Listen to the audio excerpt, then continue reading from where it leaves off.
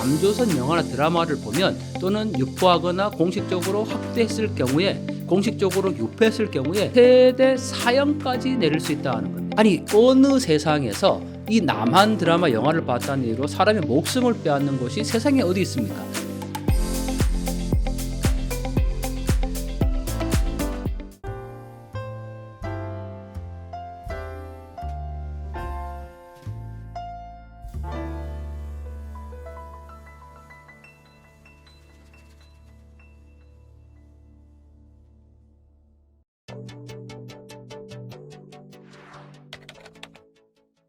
국내에 들어온 북한 출신 사람들 우리가 북한 이탈 주민이라고 얘기를 하는데 공식적인 법률 용어가 북한 이탈 주민, 줄여서 탈북민이라고 얘기를 하고 있고 세터민, 북향민, 통일민, 자유민 이런 말들은 그런 활동을 하시는 분들이 의미를 부여해서 사용하고 있는 단어죠. 공식적인 단어는 북한 이탈 주민입니다.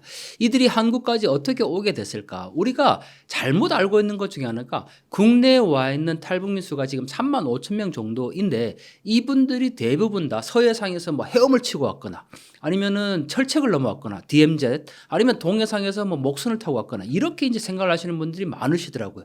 근데 그런 분들은 오히려 소수고 대부분의 탈북민들은 양강도 함경북도 지역에 가면은 압록강과 두만강이 있어요. 이 압록강과 두만강을 건너서 중국까지 오면 거기가 북중 국경이 되는 거니까 중국에서 종단을 해서 중국 제일 남쪽 지역에 있는 곤명이라는 곳, 쿤밍이라는 곳까지 가야 합니다.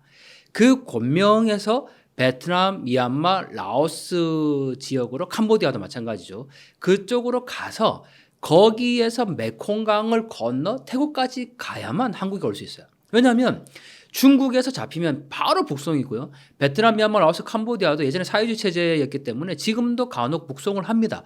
그래서 태국까지 가야 태국이 난민지위 협약에 의해서 이들을 한국으로 이제 보내주게 되는 거죠. 그런데 중요한 거는 중국도 난민지위 협약에 가입이 되어 있어요. 그래서 북한에서 내가 정치적인 난민이라고 탈북을 했다면 당연히 그가 원하는 국가로 보내줘야 되는 게 맞는 거예요. 근데 중국은 탈북민을 난민으로 인정하지 않습니다. 그래서 그런 이유로 사실 그게 정말 말도 안 되는 이유인데 그것 때문에 그냥 북송을 시키죠.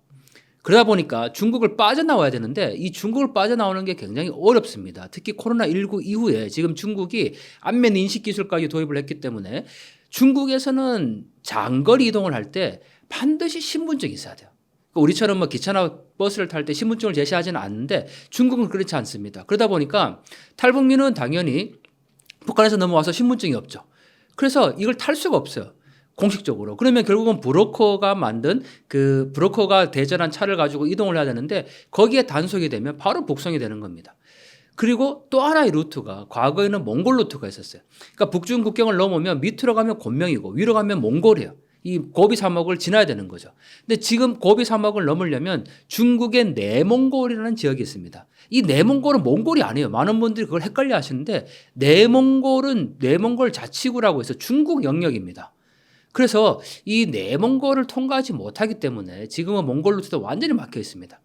결국은 지금까지 들어왔던 많은 루트가 이 중국을 통해서 베트남, 미얀마, 라오스, 캄보디아, 태국을 거쳐서 한국으로 들어오는 일정 수만 킬로를 돌아야만 한국으로 올 수가 있는 게 이 북한 이탈 주민들의 여정이었고 또 최근에 이 러시아로 나가고 있는 북한 이탈 주민들이 있습니다. 이분들은 북한 주민이에요. 그러니까 해외 파견 노동자로 나갔다가 거기에서 탈북을 해서 러시아에서 제3국을 경유해서 한국으로 들어오는 경우죠. 이들은 러시아가 난민 지위를 인정을 해주기 때문에 거기서 공개적으로 난민 재판을 받고 한국으로 오게 되는 경우입니다. 그래서 우리가 북한에서 온 탈북민들을 만나면 반드시 어떻게 이제 왔는지가 굉장히 중요한데 여성들은 대부분 당연히 중국을 통해서 넘어왔고 남성들 같은 경우 최근에 오신 분들은 이 러시아에서 오신 분들이 굉장히 많습니다. 만약에 이 항해도 지역, 그러니까 한국과 휴전선을 맞대고 있는 지역 일부에서는 최근에 이 서해안으로 정말 어선을 타거나 아니면은 동해안에서 목선을 타고 넘어오는 경우도 있습니다. 그렇지만 대부분의 내륙 지역에 사는 사람들, 더군다나 신의주 같은 경우에는 바로 앞이 중국 단동이에요. 중국 단동에서 보면 바로 압록강 건너 신의주가 보입니다. 그런데 이 압록강, 이 신의주에 있는 압록강은 하류이기 때문에 강폭이 엄청 넓어요. 그걸 헤엄쳐서 건너온다는 것은 거의 불가능합니다. 이 신의주에서 바라보면 바로 중국 단동임에도 불구하고 거기서 어디까지 올라가야 되냐면 양강도 해산까지 올라갑니다. 그러니까 북한 지역으로 보면 제일 남쪽에서 제일 북쪽까지 올라가는 거예요. 거기에서 압록강을 건너서 중국을 지나 태국으로 거쳐서 한국으로 오게 되는 여정이라는 거죠. 그러니까 얼마나 황당합니까? 이 눈으로 보면 그냥 바로 앞이 중국인데도 거기에서 건너지 못하는 거예요. 양강도 해상까지 갑니다. 내륙 지역 사람들은 대부분 다 그렇게 가야 되는 거고, 만약에 이쪽 동해안 쪽에 있는 사람들은 제일 많이 이제 가는 곳이 그 함경북도 회령이라는 곳이 있습니다. 이 회령 앞에 두만강이 있는데 그 두만강을 건너서 넘어오게 되는 경우가 바로 이쪽 함경도 쪽 사람들이 이쪽 지역으로 이제 오게 되는 거고, 그 안쪽이 그러니까 반을 딱 잘라서 이 양강도 해산 쪽, 그다음에 그 두만강 쪽, 함경북도 회령 쪽 이렇게 이제 보시면 되는데, 이게 양상이 좀 달라지고 있는 게 함경북도 회령 쪽에서 오신 분들은 1990년대 말에서 2000년대 중반까지 오신 분들은 이쪽 지역이 많아요. 최근에 오신 분들은 대부분 다 양강도 해산 쪽으로 넘어옵니다. 왜 그럴까? 이 함경북도 회령 쪽에서 오신 분들은 예전에 1990년대 말에서 2000년 초반까지 북한이 고난의 행군이라는 것을 당합니다. 이게 3년 동안 극심한 식량난을 겪게 되면서 앉아서 죽나 뭐 중국 가다가 죽나 똑같은 거예요. 그때 강이 조금씩 열리면서 경계가 사람들이 많이 이 함경북도 회령 쪽으로 넘어오게 된 거죠. 왜냐하면 거기에 이제 중국 변방 마을이 있으니까 거기서 식량을 구하거나 또는 뭐 구해서 다시 이제 북한으로 가서 가족들을 살리거나 그랬는데, 그들이 주로 넘어온 시기는 1990년대 말 2000년대 중반까지, 그리고 대부분 두만강, 함경북도 회령 지역. 하지만 최근에 온 사람들은 이 양강도 해산 지역을 통해서 넘어오게 됩니다.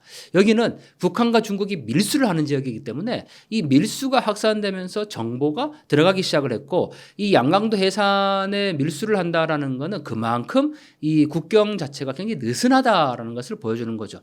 우리가 또 잘못 알고 있는 게 그냥 탈북민이 야, 나 정말 남한에 가야 되겠어, 탈북해야 되겠어, 그리고 자기가 혼자 강을 건너는 게 아닙니다. 여기에는 반드시 브로커가 있어요. 이 브로커는 뭐 국내 조직책, 또 중국 연결책, 뭐 심지어는 동남아 연결책까지 다 조직적으로 되어 있고, 더 중요한 거는 국경 경비대와 손을 잡아야 합니다. 그러니까 국경 경비대하고 브로커가 연결되지 않으면 정말 그야말로 강을 건너다가 총 그 사격을 총격을 받을 수도 있는 상황이고, 또 강물이 어디가 얕은지를 잘 모르잖아요. 그래서 이 브로커의 활동을 통해서 넘어오게 되는데, 이 활동 자체가 2000년대 중반 이후에는 양강도 해산 쪽으로 굉장히 많이 지금 확산이 되고 있어서 탈북의 루트도 다르고 양상도 다르고 또 규모도 지금 달라지고 있다는 거죠. 제가 그동안 만났던 탈북민의 대부분은 뭐 정말 다 기억에 남습니다. 왜냐하면 두고 온 가족들, 또 넘어온 배경이 어떤 분은 내가 사랑하는 자녀의 앞으로 미래를 위해서 이 죽음에 무릅쓰고 넘어왔다라는 분은 계시죠. 그분은 30대 부부였는데 초등학교 6학년 된 아이를 데리고 몇 년 동안 준비를 해서 이 압록강을 건너와서 지금 한국에 왔고 아주 잘 살고 있습니다. 그 아이는 올해 미국에 있는 대학에 직접 진학을 하기도 했고요. 또 뭐 가족들을 요새 데리고 오는 경우가 굉장히 많습니다. 먼저 와 있는 분이 북한에 연락을 해서 가족을 데리고 오는 경우도 있고, 심지어는 며느리가 자기 시어머니를 안고 강을 건넜던 사람들도 있고, 또 슬프고 안타까운 이야기는 친구랑 같이 그렇게 강을 건넜는데 건너와서 보니까 친구가 없어졌다는 거죠. 강을 건널 때 이 브로커와 연결되지 않고 이렇게 그 잘 못 맞추다 보니까 자기가 그냥 강을 건너다가 물살에 휩쓸려 간 거예요. 그래서 그 압록강과 두만강이 정말 눈물과 통한의 강이라는 겁니다. 그렇게 힘들게 정말 목숨을 걸고 대한민국에 와 있는 탈북민들이 많은데, 그렇지만 아직도 그곳에 가족을 남겨두고 온 분들이 많이 계세요.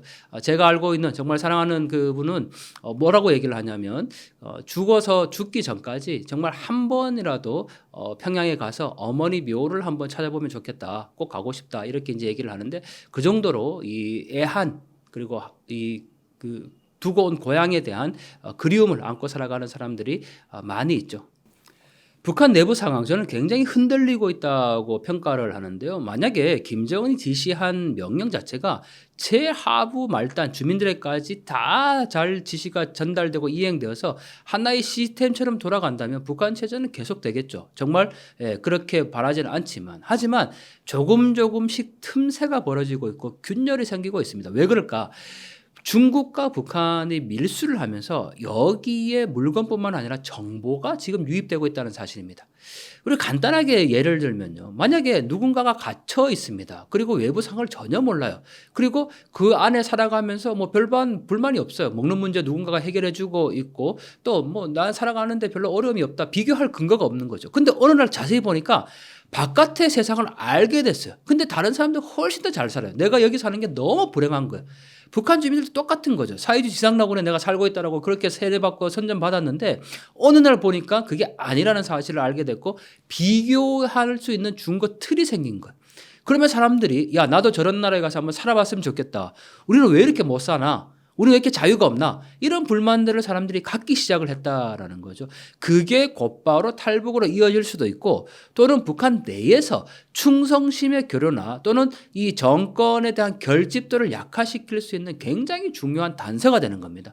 그래서 저는 이러한 정보 유입이 결국 북한 체제 변화를 앞당길 수 있는 하나의 동력이자 촉진자라고 생각을 하는 거고 어떻게 하면 우리가 북한 주민들에게 더 많은 정보를 보낼 수 있을까를 고민해야 된다라는 거죠. 최근에 북한이 만든 법 중에 우리가 주목해야 될 게 반동사상문화 배격법입니다. 이 법을 한마디로 요약하면 남조선 영화나 드라마를 보면 또는 유포하거나 공식적으로 확대했을 경우에 공식적으로 유포했을 경우에 최대 사형까지 내릴 수 있다는 겁니다. 아니 어느 세상에서 이 남한 드라마 영화를 봤다는 이유로 사람의 목숨을 빼앗는 곳이 세상에 어디 있습니까? 그런데 그러면 왜 이런 법을 제정했을까가 중요한 거죠. 북한의 장마당 세대라고 있어요. 이 장마당 세대는 우리 MZ세대와 비슷한 이제 젊은 층들을 말하는데 이 세대들은 과거의 아버지 어머니와는 좀 달라요. 과거 세대는 김일성, 김정일을 위해서 목숨을 바칠 수 있는 세대였어요. 근데 이 세대들은 야, 내가 왜 김정은을 위해서 목숨을 바쳐야 되나? 이 생각을 하는 거죠. 왜? 정보를 접했기 때문에. 북한 체제가 사회주의 지상낙원이 아니라는 것을 알기 시작한 겁니다. 그러면 결국은 이 북한 당국으로서는 이러한 장마당 세대의 의식을 통제하기 위해서 막 세뇌 교육을 하고 통제를 해야 되는데 그게 잘 안 돼요. 그러다 보니까 이제 통제하는 가장 정점에 사형까지 시킬 수 있는 반동사상 문화 배격법이라는 것을 만들었어요. 이 단어 안에 모든 게 다 포함되어 있어요. 반동사상, 문화, 배격, 배척한다. 그게 법인 거예요. 그러니까 이렇게 법까지 제정할 정도로 지금 이 남한의 영화나 드라마가 많이 유통이 되고 있다는 것을 여실히 보여주고 있고 또 하나 이 법이 2020년에 제정이 됐는데 2021년에 청년교양보장법이 만들어집니다. 2022년에는 평양문화보호법이 만들어져요. 이 평양문화보호법 핵심이 뭐냐면 한마디로 남조선 말을 따라하지 말라는 거예요. 멋들어지고 간드러지게 끝을 올리는 말을 할 경우 그걸 처벌한다는 거예요. 이건 명백히 서울 말투거든요. 북한의 장마당 세대들이 이 말투를 따라하니까 이걸 하지 못하도록 지금 법을 제정했다는 거죠. 이렇게 사람들이 달라지고 있고 변화하고 있는 상황에서 북한 당국이 끊임없이 지금 통제하고 법까지 만들어서 뭔가를 하려고 하지만 그래도 잘 단속이 안 돼요. 왜냐하면 우리 생각에 남북한이 예를 들면 축구 국가대표 축구를 했어요. 북한이 졌어요. 그럼 우리가 맨날 농담으로 무슨 얘기합니까? 야, 쟤네들 다 아오지 갈 거다. 이렇게 얘기하잖아요.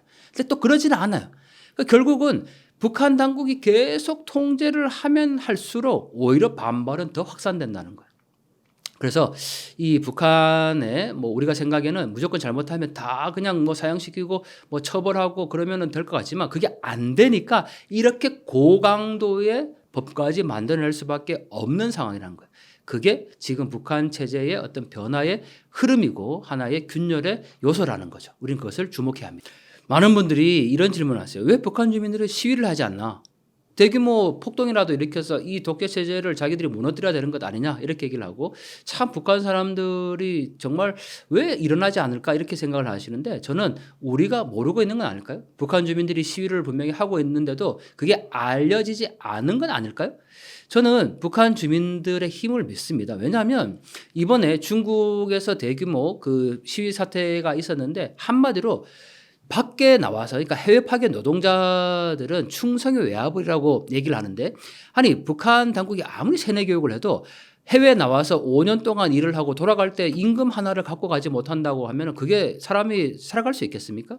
왜냐하면 이미 나올 때 뇌물을 주고 나올 정도로 많은 빚을 지고 나온 상황입니다. 그런데 5년 동안 일을 했는데 북한으로 돌아갈 때 손에 쥔 게 아무것도 없어요. 그러면 돌아가서 죽나 여기서 죽나 똑같은 거예요. 그러니까 가장 어떤 극적인 상황에 도달했을 때 북한 주민들이 해외 나와 있는 주민들이 시위를 한 거죠.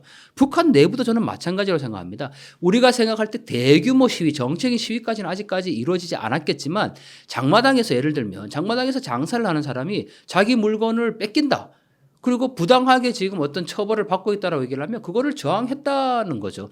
왜 내 물건을 뺏어가냐? 아니 그냥 둬도 그거를 그냥 둬도 죽는 거고 뺏기면 더 죽는 거예요. 왜냐하면 이 사람은 이미 장사를 할 때 자기가 장사 미천을 누군가의 돈을 빌려서 했기 때문에 그 물건을 뺏기면 이제 살아갈 방법이 없어요. 그럼 이래 죽나 저래 죽나 마찬가지죠. 결국은 저항하게 되는 모습이 나타나고 있다라는 거죠.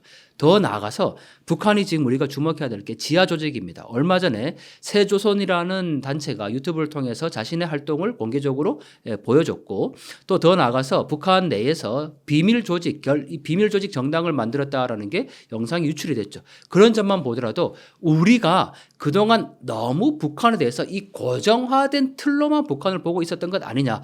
야, 북한에서 말 한마디만 하면 다 잡아간대. 그러니 뭐 어떻게 시위하겠어. 그냥 이렇게만 생각을 했지 그 틈새 안에서 정말 자유와 민주주의를 위해서 또 그렇게 그 다른 체제를 꿈꿔온 사람들의 그런 작은 활동들이 있다는 것을 우리는 전혀 지금까지 몰랐고 인정하지 않으려 했는데 지금 그런 요소들이 나타나고 있다는 점을 우리가 주목해야 합니다.